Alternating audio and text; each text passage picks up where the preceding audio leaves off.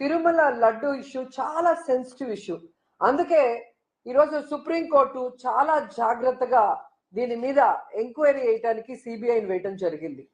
ఆ సిబిఐ మీరు చూస్తే కేంద్ర ప్రభుత్వానికి చెందిన జాతీయ పరిశోధన డైరీ సంస్థ ఏదైతే national dairy research institute Haryana ICAR దానికి మన తిరుమల సంబంధించిన ఈ నెయ్యికి సంబంధించిన ట్యాంకర్ల నుంచి నమూనాలు ఇవ్వటం జరిగింది.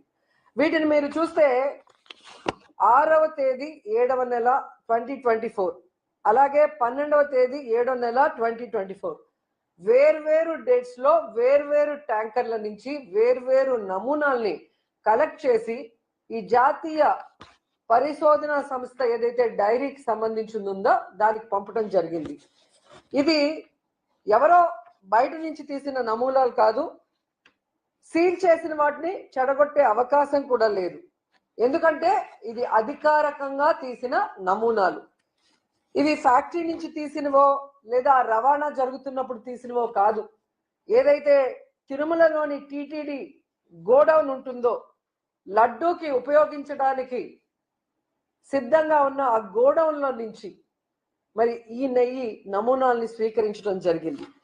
ఈ నమూనాల్లో మధ్యలో దీన్ని ఏదైనా మార్చే అవకాశం కానీ ఎవరైనా దీంతో ఆటలాడుకునే అవకాశం కానీ లేకుండా పూర్తి న్యాయమైన పర్యవేక్షణ, న్యాయపరమైన పర్యవేక్షణలోనే ఇది జరిగింది అన్న విషయం ప్రజలందరూ కూడా గుర్తించాలని కూడా ఈ సందర్భంగా తెలియజేసుకుంటున్నాం.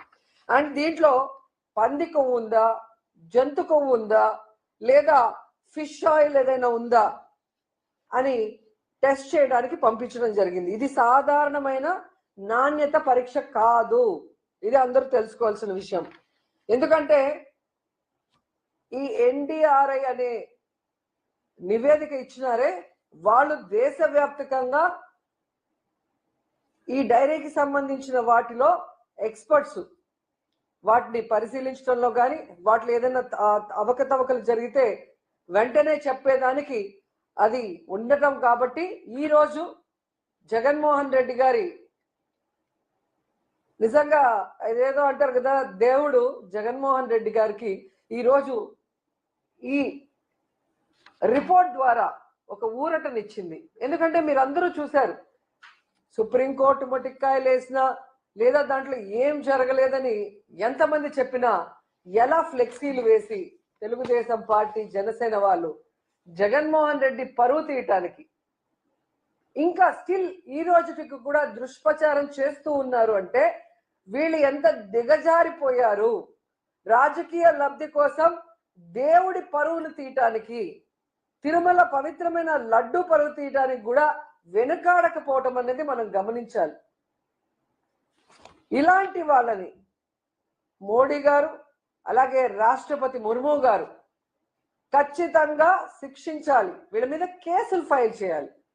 ఎందుకంటే ఈరోజు మీరు చూస్తే భగవంతుడి మీదే తప్పుడు ప్రచారం చేసే ధైర్యం చేశారు అంటే వీళ్ళు ఎంతకైనా తెగిస్తారన్న విషయాన్ని వాళ్ళు గుర్తించాలని కూడా ఈ సందర్భంగా తెలియజేసుకుంటున్నా. ఎందుకంటే మన ఇంట్లో మన బిడ్డలు తప్పు చేస్తే ఒక అమ్మాయో అబ్బాయో చంద్రబాబు నాయుడు గారు పవన్ కళ్యాణ్ ఇలా బయట పెడతారా? నిజంగా ఆ తప్పు జరిగిందా లేదా? తప్పు జరుగుంటే ఆ తప్పు చేసిన వాళ్ళు ఎవరో తెలుసుకొని వారి మీద అప్పుడు చర్యలు చేపట్టాలి. తప్పు చేయకుంటే దాన్ని అంతటితో వదలాలి. అలా కాకుండా దేవుడి గౌరవమే కదా మనకేం పోయింది అని చెప్పి ఏ విధంగా అబద్ధపు పబ్లిసిటీలు చేశారు. దీంట్లో జంతు కొవ్వు కలిసిందని, ఫిష్ ఆయిల్ కలిసిందని చంద్రబాబు నాయుడు చెప్తే ఇక పవన్ కళ్యాణ్ ప్యాకేజీ అందగానే ఊగిపోతూ దీంట్లో పంది కొవ్వు కలిసింది, బీఫ్ కలిసింది, అది కలిసింది అని నోటికి అద్దు అదుపు లేకుండా మాట్లాడిన విషయాలు విజువల్స్ మీ అందరికీ గుర్తొచ్చుంటాయి. నిజంగా అందరూ గుర్తించాలి, వీళ్ళు సనాతన ధర్మం అనే ముసుగులో ప్యాకేజీల కోసం చంద్రబాబు నాయుడు ఆడించినట్లు ఆడే రాజకీయ డ్రామా ఆర్టిస్టులు అనేది అందరూ తెలుసుకోవాలి. ఎందుకంటే ఈ పవన్ కళ్యాణ్ సనాతన ధర్మం ఆచరించేవాడైతే సనాతన ధర్మంలో ఆచరించాల్సిన ఏది కూడా ఈయన ఇంతవరకు ఆచరించలేదన్న విషయం పబ్లిక్ అందరూ కూడా తెలుసుకున్నారు. సో ఎప్పుడు ఏ గెటప్ వేయాలో చంద్రబాబు నాయుడు చెప్తాడు, దానికి సంబంధించిన